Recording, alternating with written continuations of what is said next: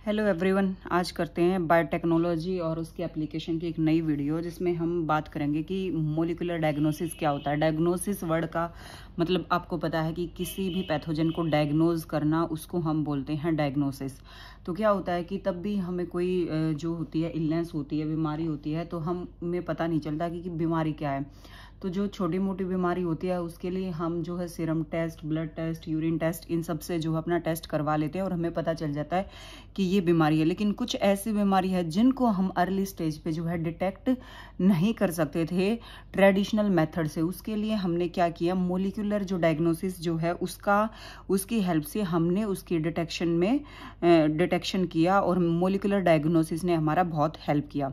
तो क्या होता है मोलिकुलर डायग्नोसिस की, हमारी बॉडी में जो प्रेजेंस ऑफ पैथोजन होता है, पैथोजन कुछ भी हो सकता है, वायरस हो सकता है, बैक्टीरिया हो सकता है, बेसिकली जो डिजीज कोज करता है उसको हम बोलते हैं पैथोजन। तो इसका हम कैसे पता लगाएं अर्ली स्टेज में कि किस पैथोजन की प्रेजेंस से जो है वो डिजीज हो रही है।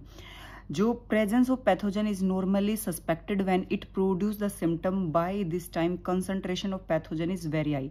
मतलब क्या होता है कि तब हमारी बॉडी में सिम्टम आने शुरू हो जाते हैं, तब तक तो जो पैथोजन है उसकी कंसंट्रेशन बॉडी में बहुत ज़्यादा हो जाती है। यानी कि हम बहुत अर्ली स्टेज पे ही कैसे पता लगाएंगे। तो इसके लिए जो टेक्निक यूज की जाती है, आरडीएनए टेक्नोलॉजी यूज की जाती है, पीसीआर की जाती है, अलीसा की जाती है और प्रोब्स का भी यूज किया जाता है।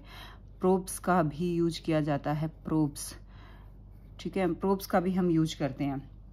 क्या होता है कि हम इसमें क्या करते हैं, लो कंसंट्रेशन जब हमारी पैथोजन की होती है, यानी कि लो कंसंट्रेशन होती है, जब इतने ज़्यादा कोई सिम्टम नहीं दिखते, तो हम क्या करते हैं कि इन मोलिकुलर डायग्नोसिस टेक्निक से जो है जेनेटिक मटेरियल का यूज करके, यानी कि पीसीआर का यूज करके, अलीसा का यूज करके डिजीज को जो है हम फाइंड आउट कर पाते हैं कि ये डिजीज होगी। आज के दिन जो एचआईवी को डिटेक्ट करने के लिए टेक्निक यूज हो रही है मोस्टली, वो कौन सी होती है, पीसीआर टेक्निक जो है वो एचआईवी को डिटेक्ट करने के लिए यूज होती है। अब ये होता है कि हम एचआईवी डिजीज को जो है देखने के लिए पीसीआर का यूज क्यों करते हैं। हमें पता है कि पीसीआर जो होती है हमारे सैंपल का मल्टीप्लीकेशन कर देती है। अगर हमारे पास इतना सा भी सैंपल है तो उसकी जो है बहुत सारी कॉपी बनाएगी, मल्टीप्लीकेशन कर देगी, जिससे जो है हमें बीमारी का अच्छे से पता चल जाएगा। दो मेथड से जो है हम डायग्नोसिस करते हैं। एक मैंने बता दिया कि ट्रेडिशनल मेथड होता है, कन्वेंशनल मेथड होता है जो कि यूरिन, ब्लड या सीरम का जो टेस्ट करके हम डायग्नोसिस करते हैं। लेकिन इस मेथड में जो है बहुत अर्ली स्टेज में जो है हमें पता नहीं चलता। बहुत ज़्यादा अर्ली स्टेज में पता लगाने के लिए हम पीसीआर टेक्निक का यूज करते हैं, प्रोब का करते हैं, एलिजा का करते हैं, आरडीएनए टेक्नोलॉजी का करते हैं। और जो एग्जाम में क्वेश्चन आता है वही होता है कि एक पर्सन जो है वो बीमार है और अर्ली स्टेज पे हमें उसकी डिजीज का पता लगाना है, तो हम कौन सी टेक्निक का जो है यूज करेंगे। तो उसमें हमें ऑप्शन में मिल जाएगा आरडीएनए टेक्नोलॉजी, पीसीआर, एलिजा और प्रोब्स। तो हमें उसमें है आंसर देना होता है। या फिर जो है हमारा एड्स जो है एचआईवी वायरस है, उसके लिए हम पीसीआर का यूज करते हैं।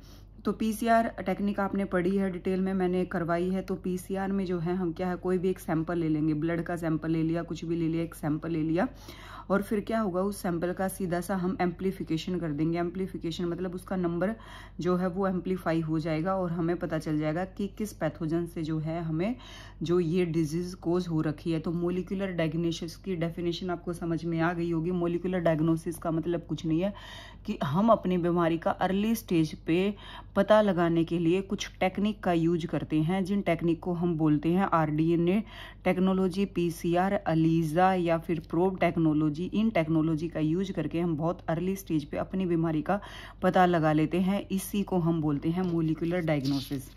अब हम देखते हैं कि अलीजा टेक्निक क्या होता है। एक तो अलीजा का इसका नाम याद रखना, एंजाइम लिंक्ड इम्यूनोसोर्बेंट ऐसे होता है, इसकी फुल फॉर्म को याद रखना। दूसरा जो है ये किस पे बेस्ड होती है, एंटीजन और एंटीबॉडी जो रिएक्शंस होती हैं उस पे बेस्ड होती है। तो इसकी फुल फॉर्म और ये किस बेस पे होती है, एंटीजन एंटीबॉडी रिएक्शन के नेम पे इसका नाम है।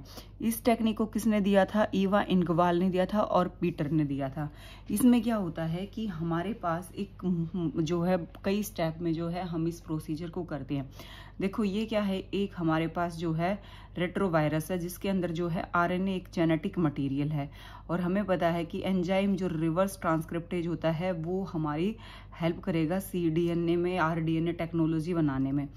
तो जो रेट्रोवायरस होता है, एचआईवी का वायरस होता है, उसके ऊपर एक कवरिंग होती है जिसको हम बोलते हैं ग्लाइकोप्रोटीन, और उसके ऊपर जो है ये एंटीजन प्रेजेंट होते हैं GP120। लेकिन जो ये एंटीजन होते हैं ये मास्क होते हैं, ये कवर होते हैं, हमें पता नहीं चलता। तो अब हम बीमारी का पता कैसे लगाएंगे?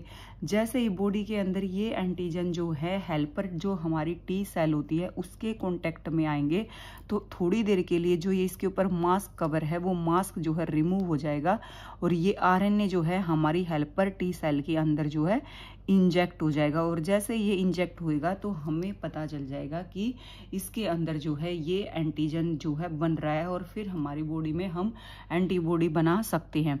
तो यहाँ से जो क्वेश्चन पूछा जाएगा एक ये होता है कि जो कौन सा एंटीजन होता है, GP120 होता है, और ये कहाँ पे वायरस जो होता है, ये आरएनए जो होता है अपना जेनेटिक मटेरियल कब रिलीज करता है, तब ये जो है CD4 हेल्पर टी सेल के जो है कांटेक्ट में आता है, तभी अपना आरएनए जो है रिलीज करता है। और हेल्पर टी सेल के ऊपर कौन सा प्रोटीन होता है, ये होता है हमारा CD4 प्रोटीन जो होता है हेल्पर के ऊपर होता है। देखो, when GP120 and CD4 come in contact, HIV virus mask remove and RNA injected into the helper T cell. तो इसमें हम क्या करेंगे, कोई एक प्लेट लेंगे जिसको हम बोलते हैं पॉलीस्टीरीन माइक्रोटाइटर प्लेट हम बोलते हैं, उसके अंदर इस टाइप के वेल्स होते हैं, ठीक है। उसमें क्या होगा, हम अपना जो एंटीजन होता है वो ऐड कर देंगे। इन वेल के अंदर एंटीजन ऐड हो जाएगा। किस टेम्परेचर पे जो है अलीजा होती है ये भी इम्पोर्टेंट है। एट 24 डिग्री सेल्सियस पे जो है अलीजा टेक्निक परफॉर्म की जाती है। 30 मिनट के लिए अलीजा टेक्निक परफॉर्म की जाती है, और फिर हम पेशेंट से सीरम ले लेते हैं, ब्लड ले लेते हैं, और इसके ऊपर जो है वो सीरम लग जाता है। अगर ये डिजीज कोज होगा तो वहां पे क्या होगा, एंटीजन एंटीबॉडी रिएक्शन होगी।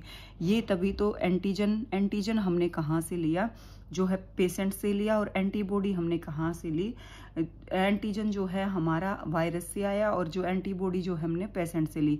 तो इसलिए एंटीजन एंटीबॉडी जो है वो एक कॉम्प्लेक्स बन गया। लेकिन इस कॉम्प्लेक्स को बनाने के लिए कौन हेल्प करता है, कुछ तो चीज होगी जो इस कॉम्प्लेक्स को बनाने में हेल्प करेगी। तो एक एंजाइम होता है, हम एक एंजाइम का यूज करते हैं इस कॉम्प्लेक्स को बनाने के लिए, और उस एंजाइम का नाम याद रखेंगे हम, वो होता है एल्केलाइन फोस्फेटेज एंजाइम, जो कि एंटीजन और एंटीबॉडी को बाइंड करने में हमारी हेल्प करेगा। और एक कलर जो है ना, तब ये दोनों बाइंड होंगे तो एक कलर पॉप आउट होगा, एक कलर निकलेगा। कलर्ड जो है एंटीजन एंटीबॉडी कॉम्प्लेक्स दिखेगा। तो पूछा जाए कि कौन सा जो एंजाइम होता है वो अलीजा टेक्निक में यूज होता है, तो अलीजा टेक्निक में एल्केलाइन फोस्फेटेज होता है जो कलर देता है। और कौन सा जो है वो डिटेक्शन में हम किसकी से हेल्प करते हैं, स्पेक्ट्रोफोटोमीटर की हेल्प से जो है हम डिटेक्ट करते हैं। अगर कलर कॉम्प्लेक्स बन गया ना तो ये इंडिकेट करता है that enzyme has attached to antigen antibody complex. तो अलीजा टेक्निक में हमें क्या ना याद रखना है, एक हम याद रखेंगे कि अलीजा की जो फुल फॉर्म क्या होती है, और अलीजा में क्या होता है, एंटीजन एंटीबॉडी जो है इंटरेक्शन होता है, एंटीजन एंटीबॉडी कॉम्प्लेक्स बनता है। एंटीजन एंटीबॉडी कॉम्प्लेक्स को बनाने में कौन हेल्प करता है, तो इस एंजाइम का नाम याद रखेंगे, एल्केलाइन फोस्फेटेज एंजाइम जो है हमारी हेल्प करता है। और दूसरा हम जो याद रखेंगे कि जो आरएनए का मटेरियल है, यानी कि रेट्रोवायरस का मटेरियल है, वो कब जो है इंजेक्ट होगा, क्योंकि जो रेट्रोवायरस है वो मास्क्ड है उसके एंटीजन, तो वो तब जो हमारी हेल्पर टी सेल होगी उसके कांटेक्ट में आएगा तभी वो रिलीज होगा। तो हमें इतनी बातें जो हैं एंजाइम से, यानी कि मोलिकुलर डायग्नोसिस में जो अलीजा है उससे याद रखना पड़ेगा। अब हम क्वेश्चन की बात करते हैं। इन conventional diagnosis method like serum analysis the serum detection of disease is not possible. ठीक है, the technique that help in early detection of diseases, DNA recombinant technology, PCR, ELISA और ऑल ऑफ दिस।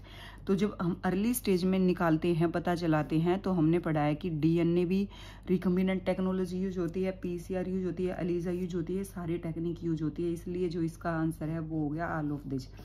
एक अगला question है जो कि gene therapy से है, which of the following is permanent cure for ADA-SCID disease. और ये क्वेश्चन हमारा जो है जीन थेरेपी से। अगर आपने जीन थेरेपी की वीडियो नहीं दी हो तो प्लीज़ मेरे चैनल की वीडियोज़ में जाइए और वहाँ से आप जीन थेरेपी को देख सकते हैं। तो जीन थेरेपी में क्या है, bone marrow transplantation, enzyme replacement, gene therapy early embryonic stage, या ऑल ऑफ दिस। अगर हम परमानेंट क्योर जो है ADA-SCID डिजीज का चाहते हैं, वैसे तो परमानेंट क्योर जो है इस डिजीज का कोई नहीं है। अगर परमानेंट क्योर है तो वो अर्ली एम्ब्रियोनिक स्टेज पे जो है वो अर्ली अगर हम देंगे तो ही इसका जो है हमें रिजल्ट मिलेगा, इसका परमानेंट जो है क्योर हो पाएगा। तो आपको जो याद रखना है इसमें वही याद रखना है कि जो है PCR जो है हम यूज कर रहे हैं HIV के लिए, और कौन कौन सी टेक्निक हम यूज कर रहे हैं, और अलीजा का नाम क्या है पूरा, और अलीजा में कौन सी रिएक्शन होती है, एंटीजन एंटीबॉडी कॉम्प्लेक्स बनता है, कौन सा एंजाइम यूज होता है। तो अगर आपको वीडियो पसंद आई हो तो प्लीज़ मेरे वीडियो को लाइक करना, मेरे चैनल को सब्सक्राइब करना, शेयर करना, ताकि आपको आगे आने वाली वीडियो का नोटिफिकेशन मिलता रहे। Thank you.